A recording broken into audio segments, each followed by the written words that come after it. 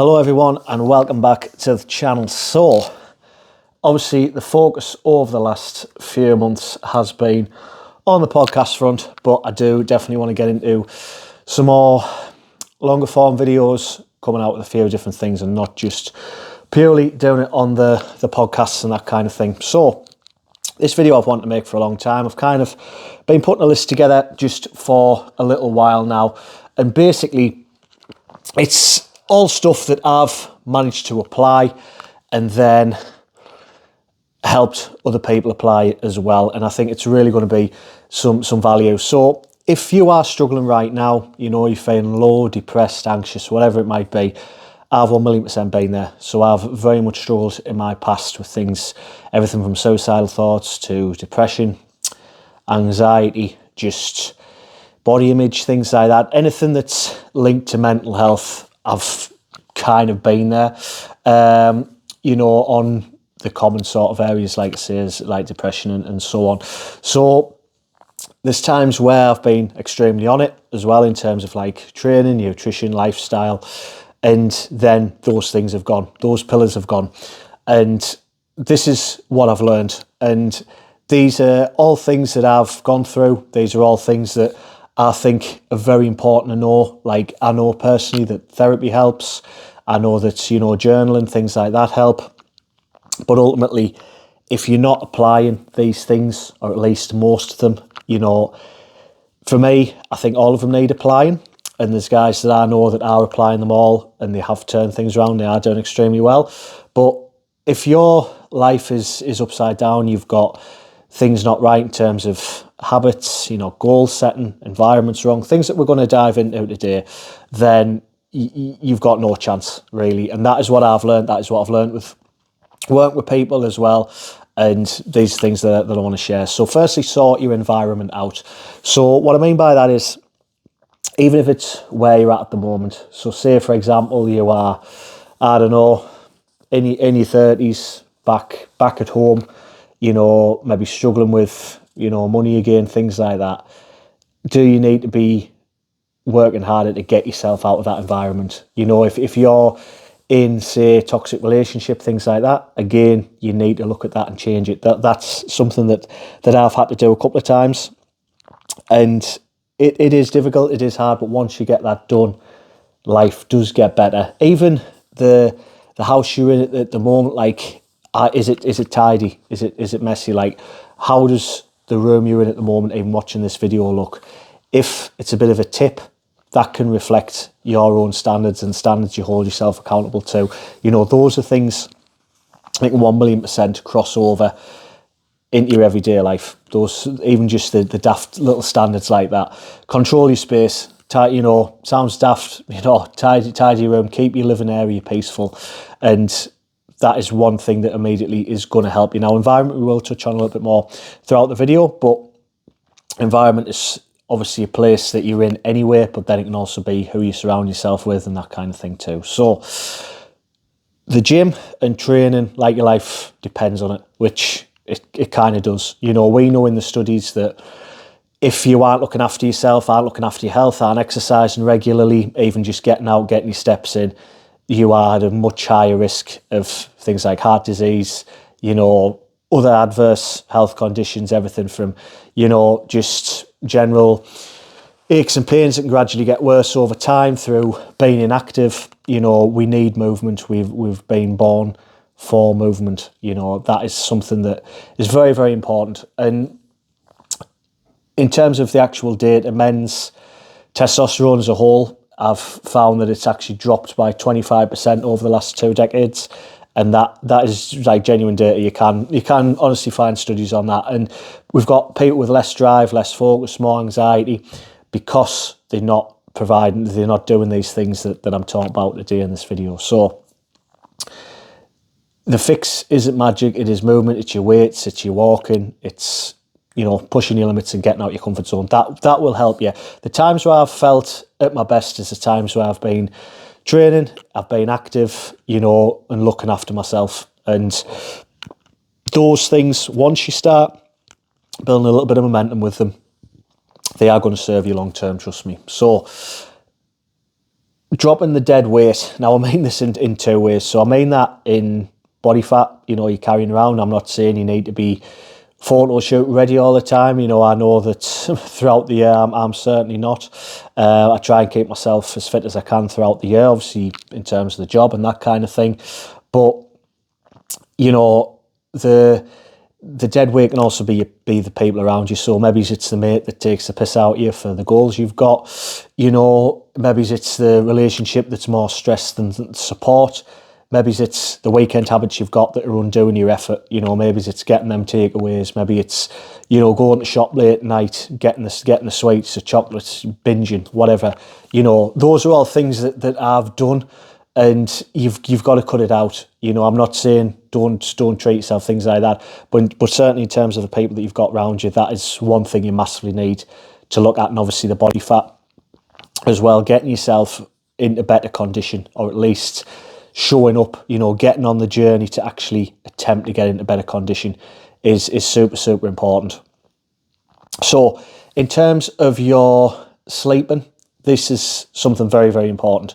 So you can't out-train poor sleep. If you're scrolling till 2 a.m, you're having caffeine at like 7 o'clock at night, your sleep's going to be poor. It's going to be interfered with, and then you're wondering why the next morning you're groggy, you're tired.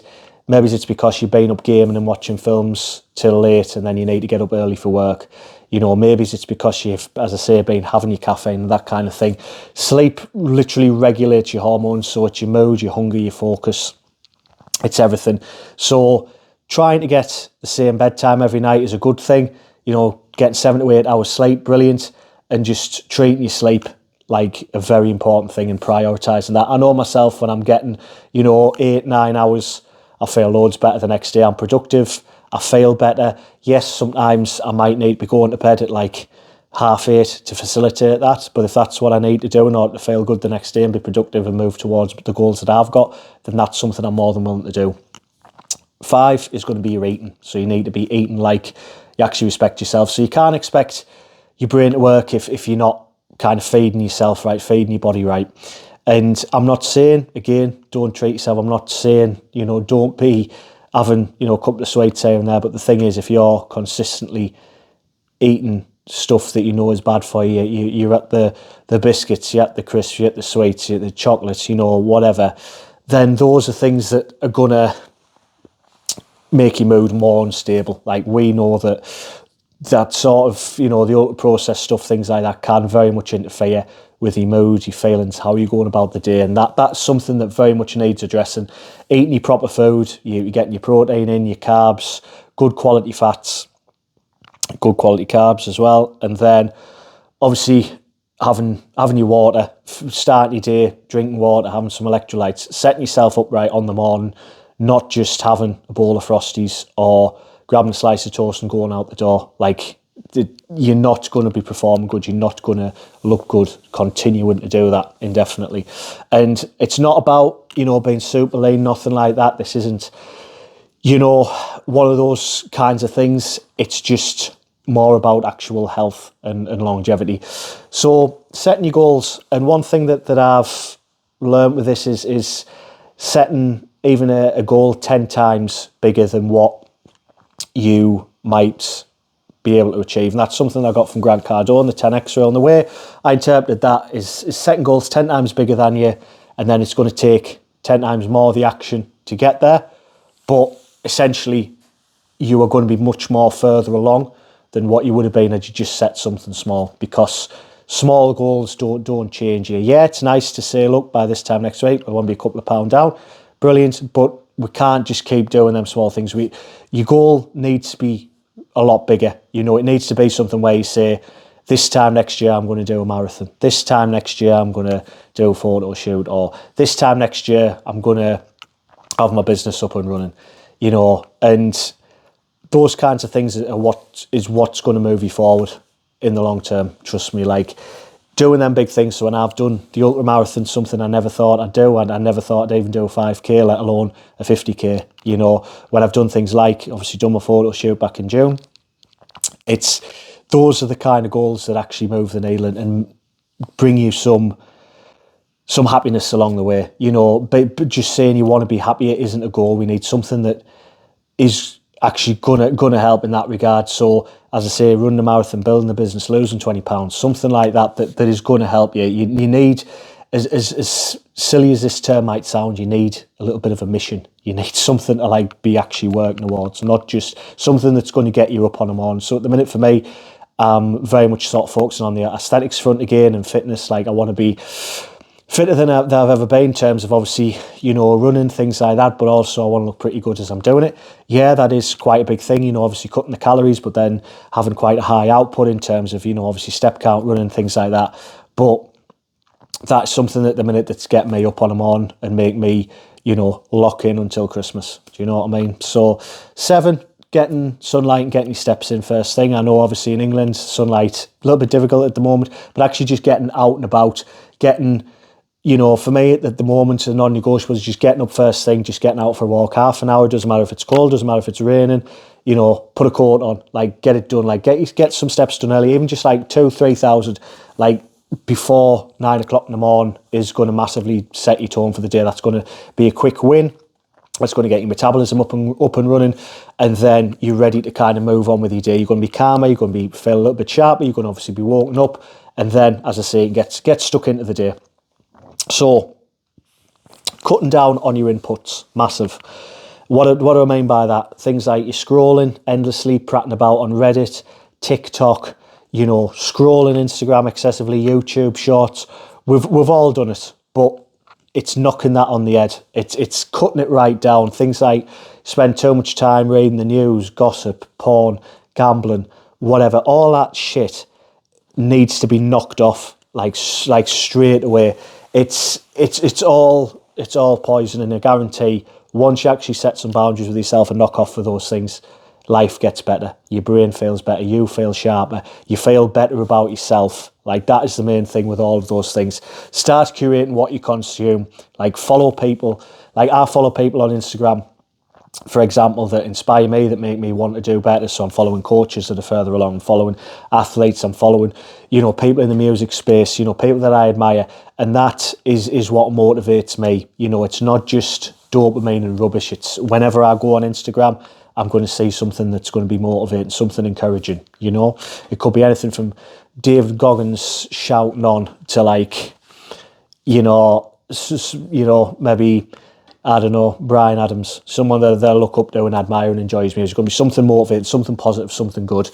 And coming back to environment, surround yourself with better people. You're the average of who you spend time with. I've very much learned that when I've, you know, cut the circle down, spent time with the more people that actually fill the cup and you grow together rather than just draining you, then that's great. Obviously, you know, we all have problems. We all need a bit of support. We all need a bit of a lift from time to time. We all need a little bit of help, but 1,000,000% you need to be putting yourself around the right people. You don't want people that have nothing going on. They hate the job. They're out of shape.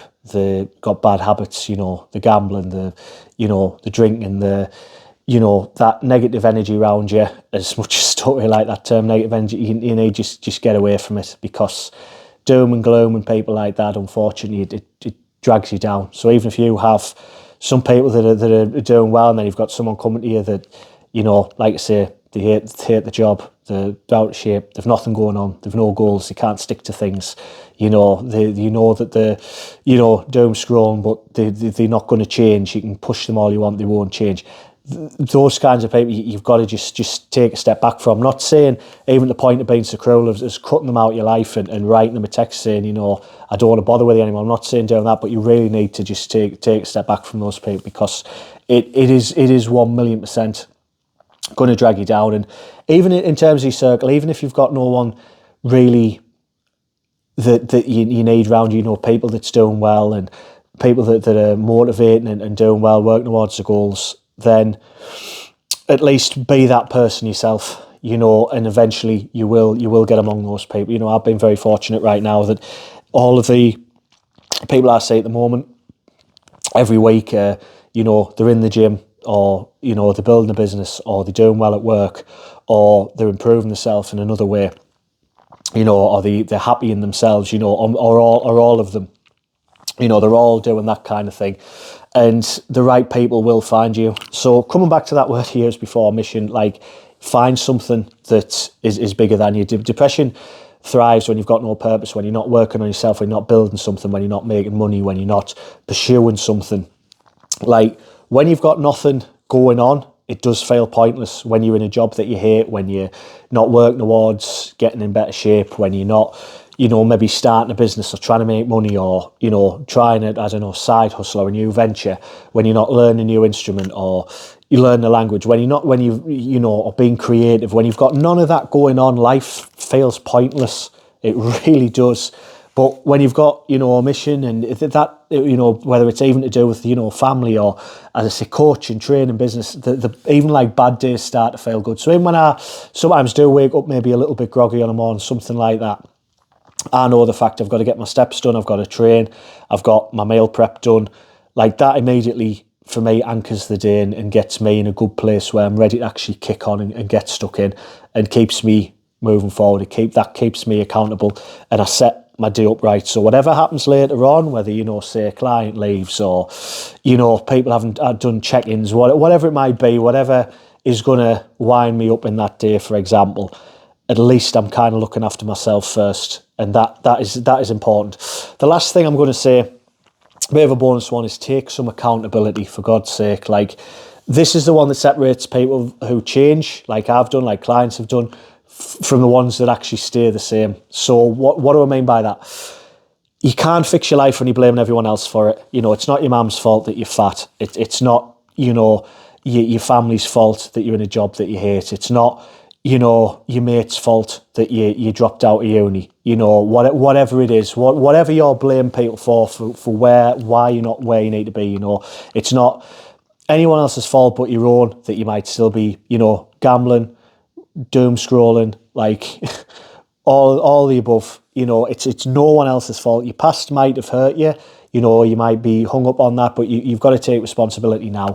You've got to take responsibility for your own actions, especially if you're watching this and, you know, you're like me, late 20s or early 30s, whatever, you were adults, you know, and you've got to admit that it's on you. And that is a good thing. You know, yes, it takes accountability, yes, it takes ownership, but you're actually taking that power back and saying, yeah, it is on me. So the times even earlier this year where I had a little slump with sort of training, things like that, I was just resting on my laurels a little bit, and that little sort of 6 weeks that I kind of had earlier this year where I was kind of like, yeah, life's good, and I'm just going through it, enjoying life, drinking a little too often again, you know, just not by any means off the rails, but just, you know, enjoying life a little bit more, foot off the gas.